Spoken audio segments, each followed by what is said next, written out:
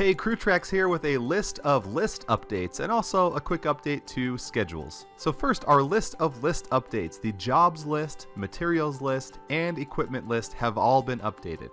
And right here in this tab I have the old version, and over here I have the new version. So here's our old jobs list, which actually has been improved recently, but we're making it even better. So let me show you the new jobs list. First of all, pay no attention to this job type list button. We're not quite ready to release job types yet, but my boss said that if I don't draw attention to this button, that probably no one would notice it anyway, so we should be good to go. But everything below that point is being released right now. So first of all, you're going to see you have some more search options. The old version, I'll go back to it, has a simple search bar, which was really useful.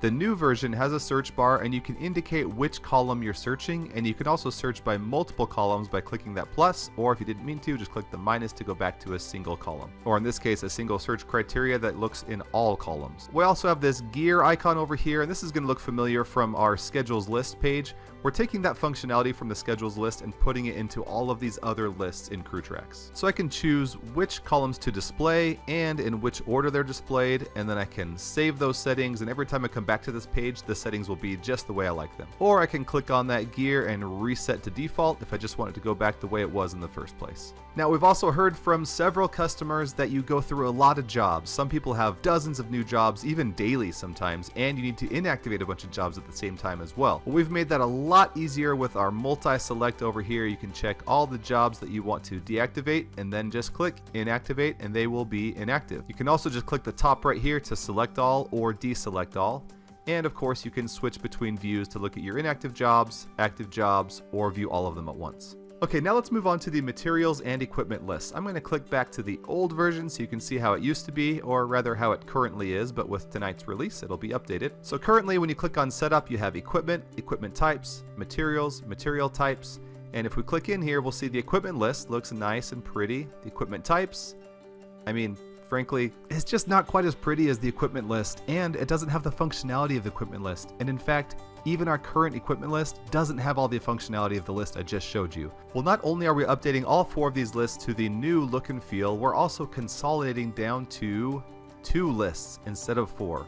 Instead of equipment and equipment types and material types, we just have equipment and materials. So let's look at equipment first. Now essentially everything I just said about the jobs list is also true of the equipment list. So you have all your search options, you can choose whether to show active, inactive, or all equipment. You've got the gear icon over here to customize your view, and you have the multi-select buttons if you want to inactivate multiple pieces of equipment at once. So let me select and deselect all of those, and I can hear you asking, okay, so where are equipment types? It's gone from this list over here. Well, you can see them right here in this column, and also if you need to change an equipment type, just click edit, and right here you can change the equipment type, or when you create a new equipment, we'll say add new equipment, and we can choose the equipment type or create it right here on the fly.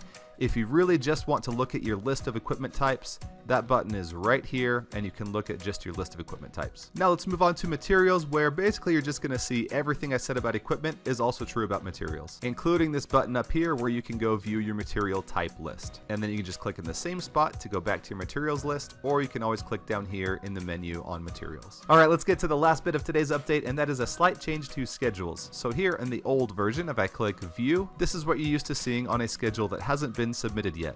We have the mark as submitted button, and that's about it. Other than that, you can just see as changes come in from the field, this one hasn't even been touched yet. In the new version, if I view this schedule that has not been submitted yet, I get all of these create and edit buttons. In the past, these buttons were only available once the schedule had been submitted. Now you can make changes to a schedule that has not been submitted yet, and along with that comes the requirement that before you can mark something as submitted, all of the required parts of that schedule must be completed. So here you see it's going to give me this message about all the things that I haven't done yet that are required in order to submit this schedule.